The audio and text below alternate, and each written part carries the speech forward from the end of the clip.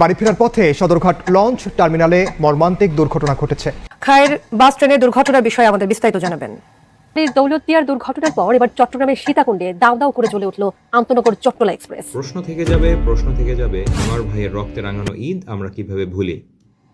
দৌলতদিয়া ফেরিঘাটে রাজবাড়ী থেকে ঢাকাগামী সৌহার্দ্য পরিবহনের একটি যাত্রীবাহী বাস নিয়ন্ত্রণ হারিয়ে পদ্মা নদীতে পড়ে গেছে। আসসালামু আলাইকুম। ঈদ মানেই আনন্দ, ঈদ মানে পরিবারের মিলন মেলা। তবে এইবারের ঈদ খুবই ব্যতিক্রম। মনে হচ্ছে যে বাসা থেকে বের হয়ে বাসায় সুস্থভাবে ফিরে আসতে পারাটাই ঈদের প্রাপ্তি।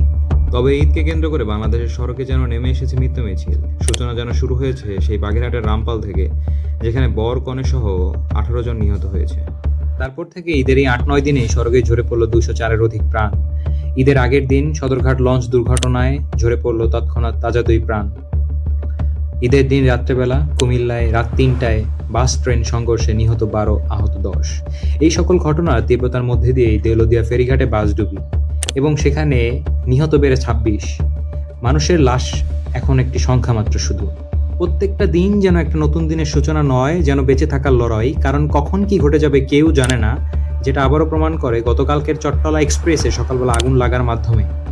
প্রশ্ন থেকে যাবে আর কতগুলো দুর্ঘটনা, আর কতগুলো মায়ের বুক খালি হলে ঈদের পরিপূর্ণতা আসবে, আর কত অনিয়ম আর কত নিপীড়নের শিকার এই দেশের জনগণকে হতে হবে। সুজলা সুফলা শস্য শ্যামলা আমার এই দেশ, এই লাইনগুলো কতকাল আর বইয়ের পাতায় লেখা থাকবে? কবে আসবে সেই আবার ওসমান হাদির মতো দেশপ্রেমিক মানুষ, নির্ভীক মানুষ, যারা দেশকে নিয়ে ভাববে, দেশের মানুষকে নিয়ে ভাববে, দেশকে নিয়ে চিন্তা করবে? জনমনে শুধু প্রশ্ন থেকে যাবে।